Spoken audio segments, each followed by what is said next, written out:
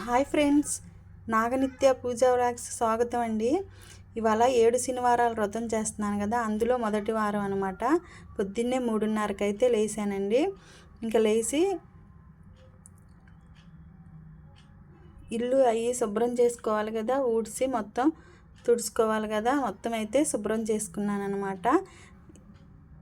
ఈలోపు దేవుడు ప్రసాదానికి పొయ్యి మీద పెట్టి గడపనైతే అలంకరించుకోవడానికి పసుపు రాసి బియ్యపు పిండితో ముగ్గు అయితే వేసానండి. స్వస్తిక్ వేసాను అనమాట.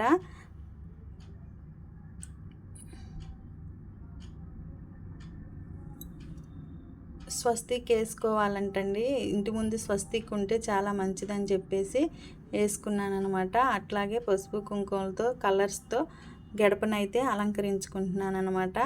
అంటే గడప కూడా మనకి లక్ష్మీదేవితో సమానం కదండి.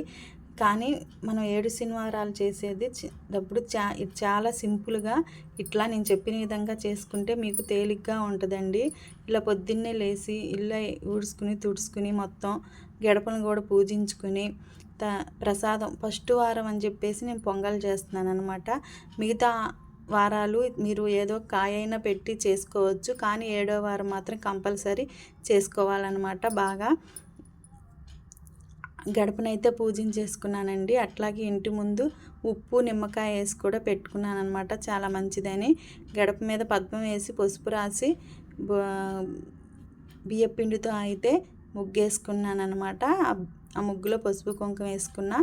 అలాగే ఎల్లో కలర్ క్లాత్ని తీసుకొచ్చి దాని మీద పరిచి సోమవారం పెడదామని చెప్పేసి క్లాత్ ఎల్లో కలర్ అనే కాదండి, గ్రీన్ ఉన్నా రెడ్ ఉన్నా ఏదైనా పెట్టుకోవచ్చు. వైట్ అయినా సరే, టవల్స్ ఉంటాయి కదా అవైనా పెట్టుకోవచ్చు. అట్లాగే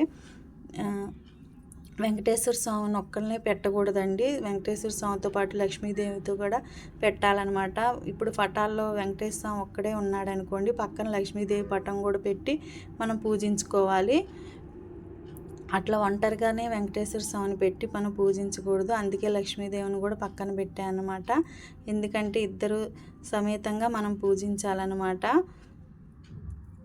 అలాగే పిండి దీపం చేసుకున్నానండి. పిండి దీపం ఒక్కటే వేసి దాంట్లో 7 ఒత్తులు వేసి చేసుకోవాలన్నమాట. 7వ వారం మాత్రం 7 పెట్టుకుని చేసుకోవచ్చు. కొంతమంది ప్రతి వారం పెడతారు. మనం తేలిగ్గా చేసుకోవాలి అనుకుంటే మాత్రం 6 వారాలు ఒకే దాంట్లో 7 ఒత్తులు వేసి వెలిగించవచ్చండి. 7వ వారం మాత్రం 7 చేసి వెలిగించుకోవాలన్నమాట. 7 అగరబత్తులు, 7 పిండి ప్రమిదలు, 7 కాయలు, 7 రకాల కాయలు, 7 ప్రసాదాలు చేసి 7వ రోజు మాత్రం వ్రతాన్ని ముగించుకోవాలి. 7వ రొత్తు అయిపోయేదండి వడ్డీతో సహా.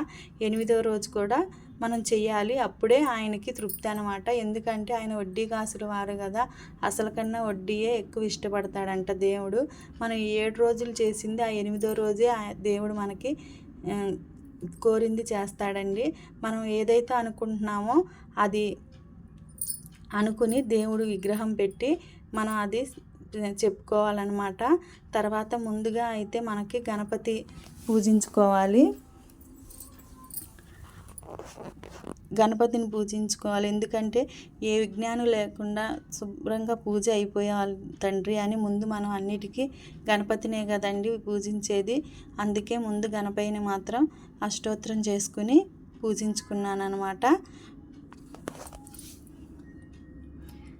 మామూలు దీపారాధన కూడా చేయాలన్నమాట. మామూలు దీపారాధన కూడా చేసి దాంతోపాటు ఇది కూడా చేయాలి. తమలపాకులో పసుపు కుంకుమ వేసి నేను ఈ పిండి దీపం పెట్టుకోవడం జరిగిందండి.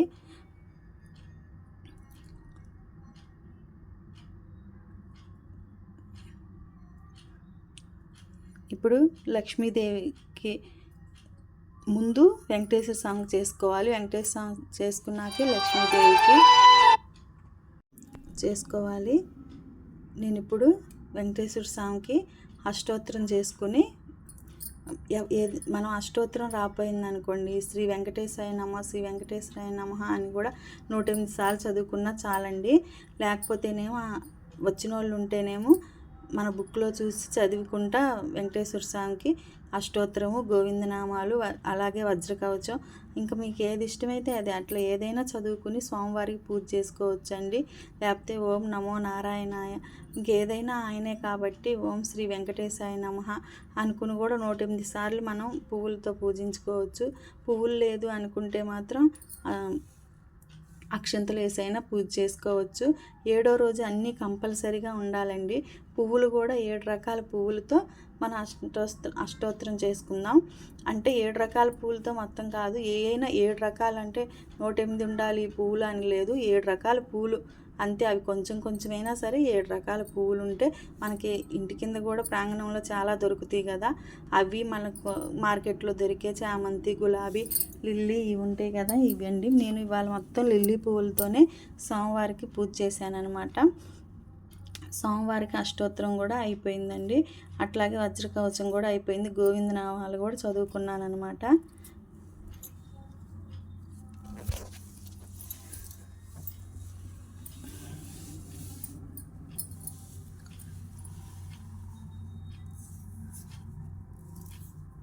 ఇప్పుడు లక్ష్మీదేవికి లక్ష్మీ అష్టోత్తరం చేసుకుంటున్నాను అనమాట.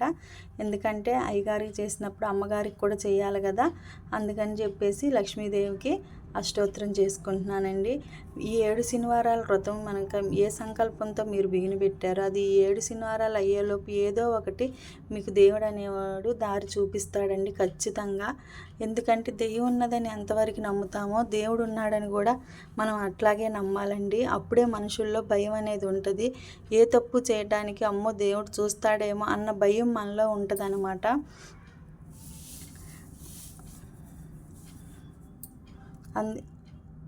అన్నిటికీ ఆ దేవుడే ఉండాలి అనుకుంటూ పూజ అయితే మొదలుపెట్టానన్నట్టు. ఇంకే తప్పులున్నా క్షమించయ్యా నన్ను అని చెప్పేసి దండం అయితే పెట్టుకున్నానండి.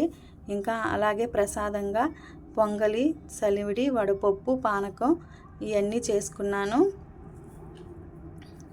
ఇవి ఇంకా చీకటిగా ఉండటం వల్ల ఏమో లైట్ ఫోకస్ వల్లే కాస్త లైటింగ్ తగ్గి కనిపిస్తుందండి.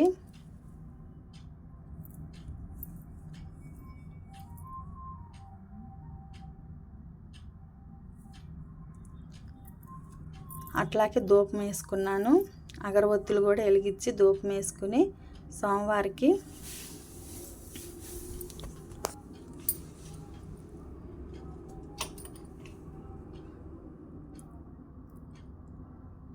హారతి ఇచ్చేసుకుని ఇంకా ముగించుకుందామని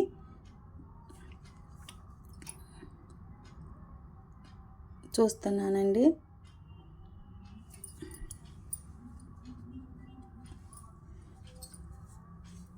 మీ అందరికి కనుక నా పూజ నచ్చితే లైక్ చేయండి, షేర్ చేయండి, సబ్స్క్రైబ్ చేయండి, కామెంట్ అయితే చేయండి. ఈ నా కొత్త ఛానల్ని అందరూ ఆదరిస్తారని కోరుకుంటున్నాను. మీకు ఏమన్నా డౌట్లు ఉంటే మాత్రం ఈ 7 శనివారాల మీద కామెంట్ రూపంలో పెట్టండి, మీకు రిప్లై ఇస్తానన్నమాట.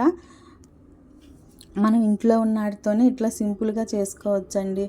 ఇప్పుడు మా అమ్మ 7 శనివారాల వ్రతం అంటే నేను చేయలేనేమో, అమ్మ అవన్నీ తీసుకోవాలి తెచ్చుకోవాలని కాదండి. సింపుల్గా ఉన్నటితోనే ఇట్లా సింపుల్గా అయితే చేసుకోవచ్చండి.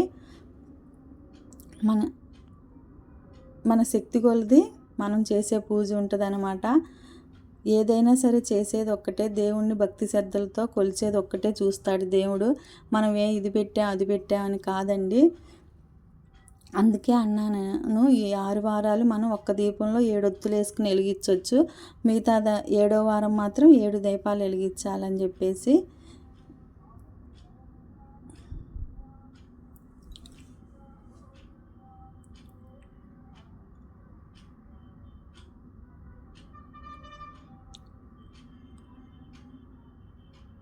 పూజ అయితే కంప్లీట్ అయిపోయిందండి. స్వామివారికి నైవేద్యం కూడా నివేదన ఇచ్చేసాను. అట్లాగే హారతి. గోవిందా గోవిందా, ఏడుకొండలవాడ, వడ్డీ కాసులవాడ, గోవిందా గోవిందా. ఇదిగోండి పిండి దీపం పెట్టుకున్న, సలివిడి, వడపప్పు, పానకం, అట్లాగే పొంగలి. నాకు ఇక పూజ అంతా ఇట్లా కంప్లీట్ అయిపోయిందండి. అమ్మవారికి కూడా 6 అయ్యేతలకి మొత్తం కంప్లీట్ అయిపోయిందండి పూజ అంతా. చక్కగా తెల్లారిపోయేదానికి. ఎప్పుడైనా మనం తెల్లవారుజామునే పూజ చేసుకుంటే చాలా మంచిదండి. ఎక్కువ శాతం అలా చేసుకోవడానికి ట్రై చేయండి. ఎందుకంటే మనం అన్ని రోజులు ఒక్కరోజే కదా లేసేది. దేవుడి కోసం, మన కోసం ఒక్కరోజు మనం స్పెండ్ చేయలేమా? అదిగా చివరిలో హారతి ఇచ్చాక గుర్తొచ్చిందండి, కొబ్బరికాయ కొట్టలేదని చెప్పేసి మళ్ళీ చివరిలో కొబ్బరికాయ కూడా కొట్టి స్వామివారికి అది కూడా టెంకాయ నివేదన ఇచ్చేసి మళ్ళీ హారతి ఇచ్చా అనమాట.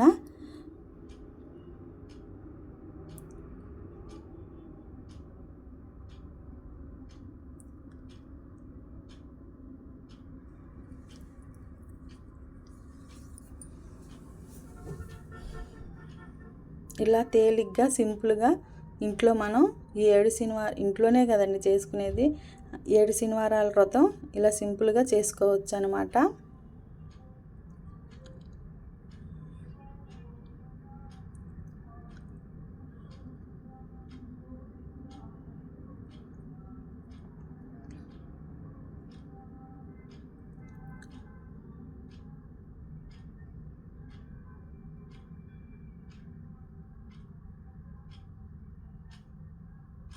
మళ్ళీ కొబ్బరికాయ కొట్టినాక మళ్ళీ హారతి ఇవ్వాలని చెప్పేసి ఇచ్చాను. మళ్ళీ దగ్గరలో ఉన్న ఏదైనా గుడి ఉంటే ఒకసారి వెళ్ళి వెంకటేశ్వర స్వామిని దర్శించుకోండి. ఇట్లా మాకు ఇంటి దగ్గరలో గుడి ఉందన్నమాట. ఇంకా అందుకని చెప్పేసి వెళ్ళి వెంకటేశ్వర స్వామిని దర్శించుకున్నాం. మా గుడిలో ఉన్న వెంకటేశ్వర స్వామికి అందరూ ఒక్కసారి దండం పెట్టుకోండి. అలాగే నాకు కూడా ఒక లైక్, షేరు, సబ్స్క్రైబ్ కూడా ఇవ్వడం మర్చిపోమాకండి. మీ అందరికీ ఏదైనా డౌట్ ఉంటే కామెంట్ రూపంలో పెట్టండి. చూడండి వెంకటేశ్వర స్వామి ఎలా ఉన్నాడో, చాలా బాగుంటుందండి. ఎంటు తిరుపతిలో ఉన్న విగ్రహం ఉన్నట్టు చూసినట్టుగా అనిపించిద్ది. అలాగే అమ్మవార్లు కూడా.